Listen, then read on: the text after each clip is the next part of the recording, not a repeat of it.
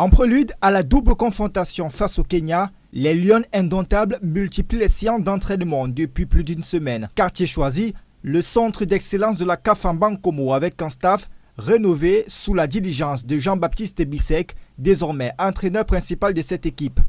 Cameroun-Kenya, ce sera au stade de la réunification de Douala-Bipanda ce 22 décembre dès 19h. À peine la fenêtre internationale de septembre refermée, les sélections nationales de football monsieur du Sénégal et du Cameroun ont déjà tracé leur chemin vers la période de FIFA du mois d'octobre. Les deux nations s'affronteront en amical le 16 octobre prochain à Lens en France.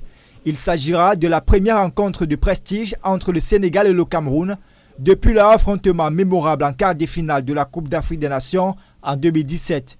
Ce match amical revêt une importance cruciale pour les deux équipes car il leur permettra de se préparer tant pour les éliminatoires de la Coupe du Monde 2026 que pour la Coupe d'Afrique des Nations 2024.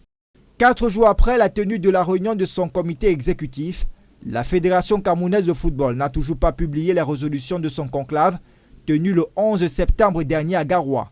Et pourtant, plusieurs sujets importants étaient inscrits à l'ordre du jour, tels que le sort réservé aux différentes sentences du tribunal arbitral du sport du 15 août 2023 ou encore la forme du prochain championnat Elite One et la situation controversée de Guibaï Gatama. Avec le début de prochaine saison sportive qui approche à grands pas, l'incertitude règne. La question brûlante est celle de savoir quelle version des statuts de la Fédération camerounaise de football est-elle actuellement en vigueur.